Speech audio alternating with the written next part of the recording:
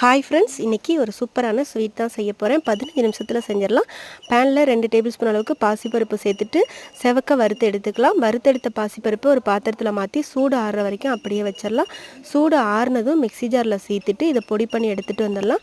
இது கூட 1 கப் அளவுக்கு தேங்காய் துருவலையும் 2 ஏலக்காய், 1/4 டீஸ்பூனுக்கு கம்மியாக கல்லுப்பு, கொஞ்சமாக தண்ணி சேர்த்து நல்லா மையாக அரைச்சி எடுத்துகிட்டு வந்துடலாம். இப்போ பேனில் 2 டீஸ்பூன் மட்டும் நெய் சேர்த்து நெய் உருகுனதும் உடைச்ச முந்திரியையும் கட் பண்ண தேங்காயும் சேர்த்து பொன்னிறமாக வறுத்து எடுத்துக்கலாம். பொன்னிறமாக வறுத்து எடுத்துட்டு அதே நெய்யில் நம்ம அரைச்சி வச்சுருந்த தேங்காய் விழுதை சேர்த்துட்டு நல்லா கலந்து விடணும். அடுப்பை மீடியம் ஃப்ளேம்லேயே வச்சுட்டு கலந்து விட்டுட்டு இனிப்புக்காக 1/2 கப் அளவுக்கு நாட்டு சக்கரை சேர்த்து நல்லா மிக்ஸ் பண்ணிக்கலாம்.